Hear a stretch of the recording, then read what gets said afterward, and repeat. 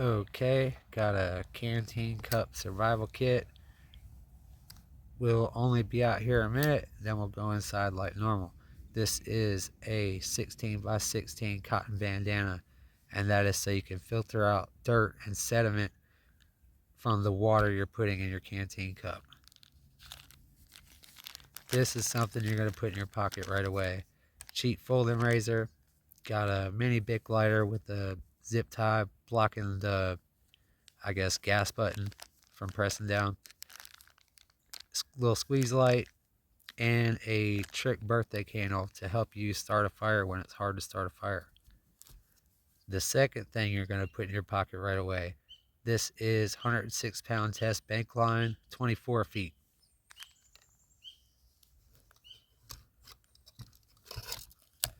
Like the name of the channel implies, this is a mini survival tin. The third and final item you're going to put in your pocket right away is this Mylar blanket I have stuffed into a little bag. It's got some first aid items I'll show you in a little bit. So with those three items in your pocket, you know you can at least survive one cold night. These are two nice and thick gallon freezer bags. I got some aqua tabs wrapped in there. And with the items in your pocket and these bags, you could survive. With the mini survival tin, you could survive. And with what's left in the canteen cup plus the canteen cup, you could survive. This is a roll of artificial sinew high visibility orange. Evo Wood 13 Swiss Army knife. Of course, we're going to go over that one. 50 feet of 113-pound test bank line.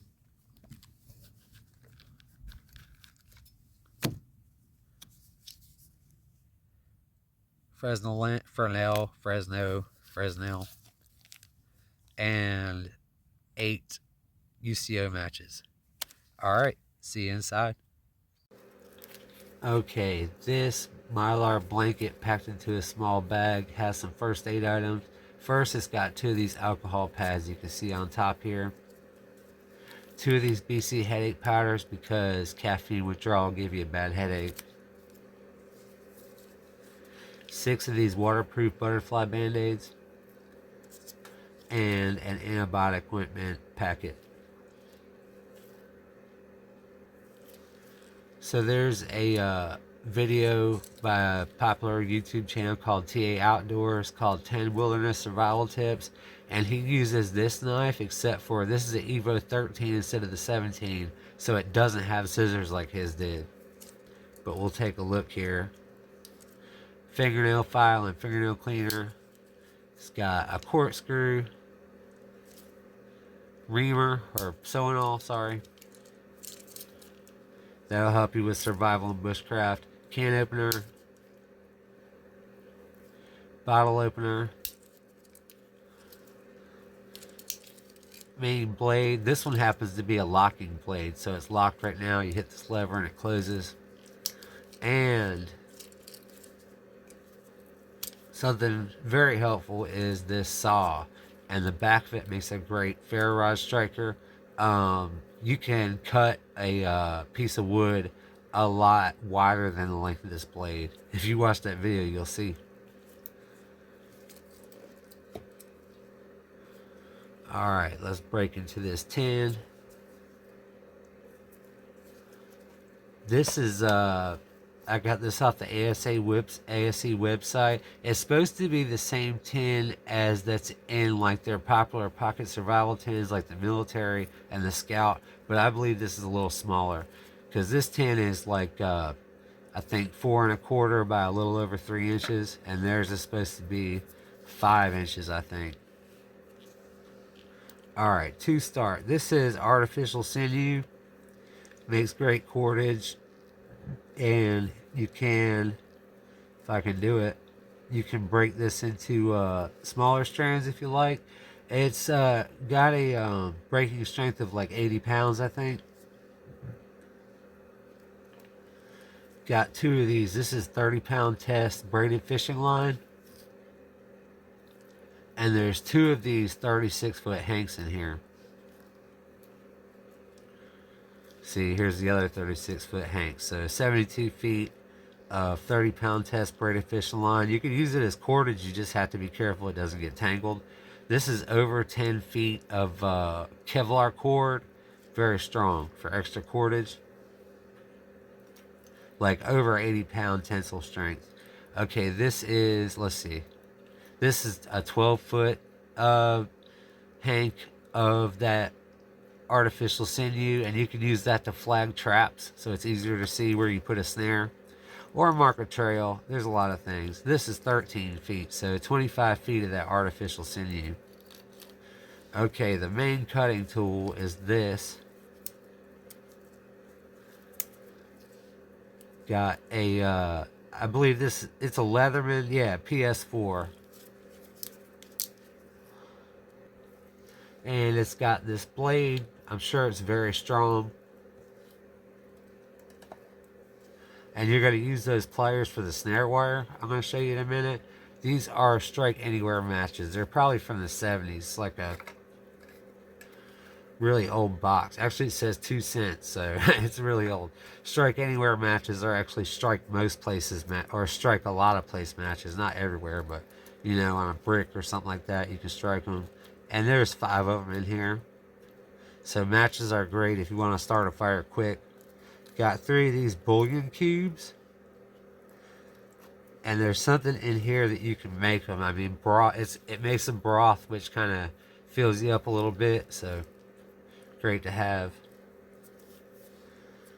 Got this button compass. This is a Sun Company compass. It was $10.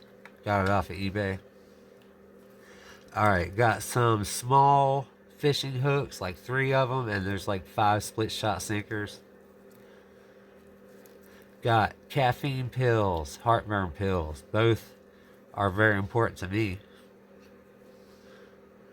Alright, got 5 of these fire plugs.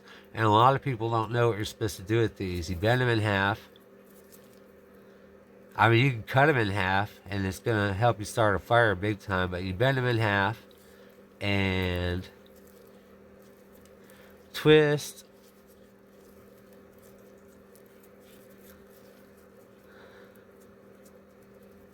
And see how it's kind of fluffy now. These aren't working as great as they did when I first got them, I guess. Alright, this is a fishing lure, so you don't have to worry about finding bait right off the gate. See, here's one of these. This part is going to light really easy. Got this Chinese version of the Streamlight Nano. Bright light for the size. 24 feet of 22 gauge. Hold on a second. Stainless steel wire. So 24 feet. That's at least 10 traps, maybe 15 or even more if you incorporate your cordage with the trap. Okay, got a sewing needle. Got those at Walmart.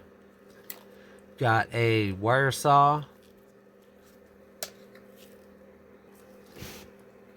And this is a UST wire survival saw. Check a video out what I just said, UST survival wire saw by Burning Bushcraft, and he'll show you that the buck saw frame is far superior to the bow saw. 2 of these anti-diarrheals, because you don't want the diarrhea where you're trying to survive, like building a shelter or something. A whistle that came with the ferro rod that had a lanyard on it. To use this whistle, you have to cover up this part, but it'll work great. High visibility orange. I think I already said there's 5 of these fire plugs. For a kit this size, this is a nice big fat ferro rod.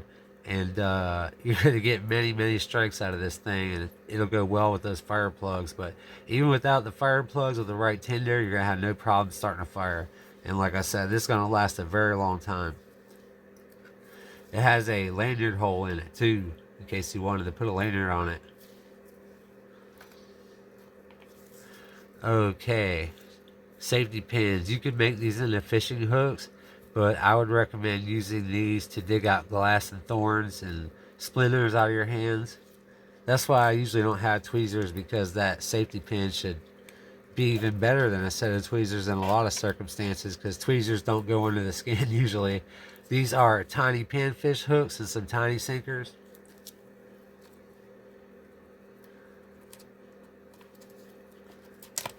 Two extra butterfly band-aids.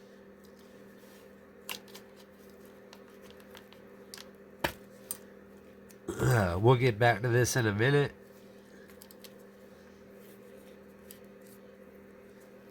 Got a couple aqua tabs. Couple more aqua tabs. The striker that came with the ferret rod. Even though you could use the saw off the Swiss Army knife.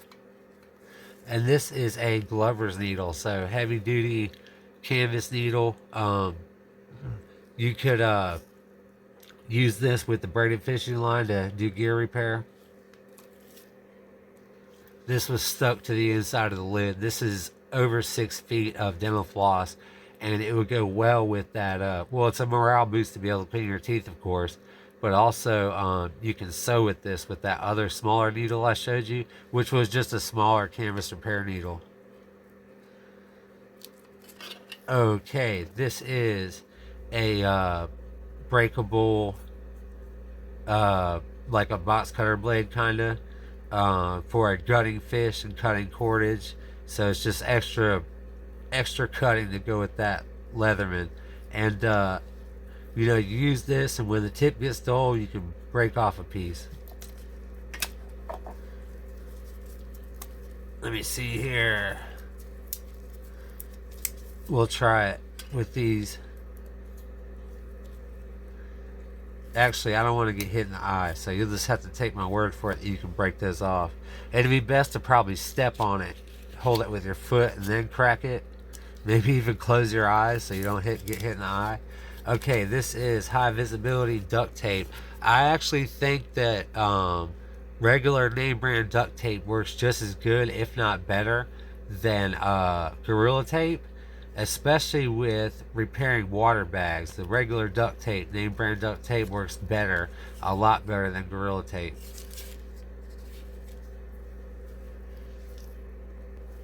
Okay, this isn't tin foil, this is stainless steel foil. With this stuff, I'm gonna make a cup, and like I said, stainless steel foil. If you crease this one way, crease it back the other way, crease it forward and straighten it out, it's gonna have little holes in it. So when I make this tin foil, or make this stainless steel cup, I have to bend the creases as little as possible. So we're gonna go back outside after I make the steel cup. So see you in a minute.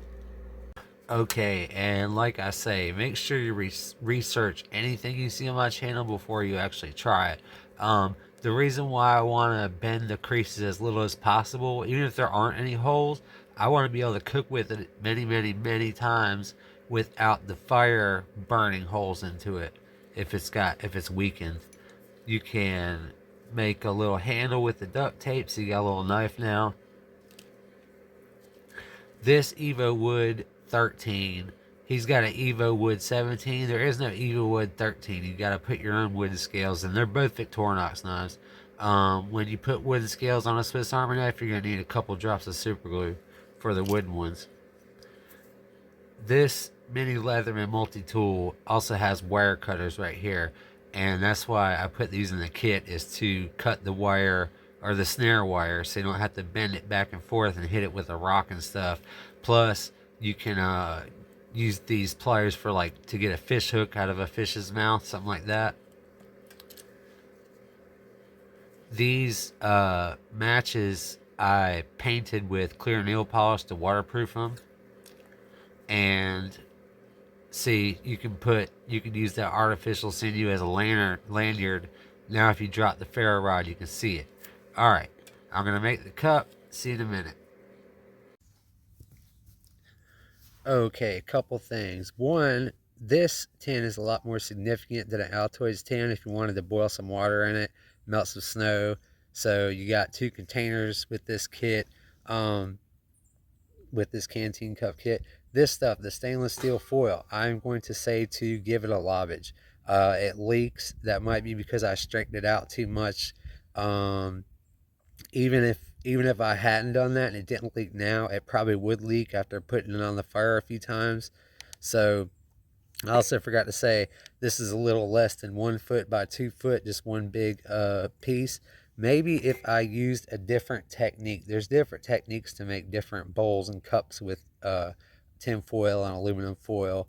Um, this stuff would definitely not be good for an Altoid kit unless maybe you use one sheet, like half of this, and just made a lot smaller, container for yourself. It wouldn't be much. It would probably make a good frying pan if it's safe to use. I haven't done like significant research, so who knows. um, I would recommend using food grade aluminum foil. I have researched that, and with aluminum foil and tin foil, it's probably a good idea to have a bail so you can keep it off the flames, like off to the side or in the coals, so you can use it multiple times. In case you're wondering, this is an old Marine Corps World War II bayonet. I spray painted the blade, but that'll come off if I really want it to. Don't forget to hit the like button for me so YouTube will show the video to more people. Also, I forgot to say that stainless steel is razor sharp. That's another reason not to use it. Thanks for stopping by.